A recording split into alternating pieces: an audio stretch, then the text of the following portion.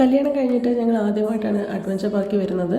അപ്പം മുന്നത്തെ പോലെ തന്നെ ഫ്രണ്ട്സായിട്ടൊക്കെ വന്ന സമയത്ത് ഉണ്ടായിരുന്നതിനെക്കാട്ടിൽ ഒരുപാട് ചേഞ്ചസ് വന്നിട്ടുണ്ട്. കുറേയൊക്കെ ഇടിഞ്ഞു പൊളിഞ്ഞു പോയി, ഇരിക്കാനുള്ള സ്ഥലങ്ങളൊക്കെ മൊത്തം വെള്ളത്തിലായി, അങ്ങനെ മോശമായിട്ട് കിടക്കുകയാണ്. പക്ഷേ എന്നാലും ഒരു ഭംഗി ഇപ്പോഴും ഉണ്ട്. ഇപ്പം നമുക്ക് ഈ അവിടെ ഇരുന്നാൽ തന്നെ നമുക്ക് പുതിയ പാലം കെട്ടുന്നതൊക്കെ കാണാൻ പറ്റും. പാലത്തിൻ്റെ പണി തീർന്നില്ല, അത് കഴിയുമ്പോഴത്തേക്കും അതിലേക്ക് ആൾക്കാർക്ക് ട്രാവൽ ചെയ്യാൻ പറ്റും.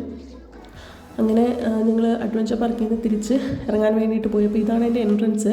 അപ്പം പെയിൻ്റ് അടിക്കാനും ഒക്കെ എല്ലാം ഒരുമാതിരി നാശമായിട്ട് കിടക്കുകയാണ്. പക്ഷേ അതിലൊരു ഒരു പഴമ എപ്പോഴും നിലനിർത്തിക്കൊണ്ട് ചെയ്യുന്നത് കൊണ്ട് തന്നെ നല്ല രസമുണ്ട്.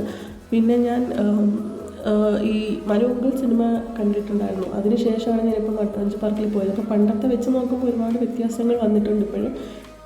എങ്കിലും അതിൻ്റെ ഒരു ഭംഗി പോയിട്ടില്ല. തിരക്ക് നല്ല കുറവായിരുന്നു.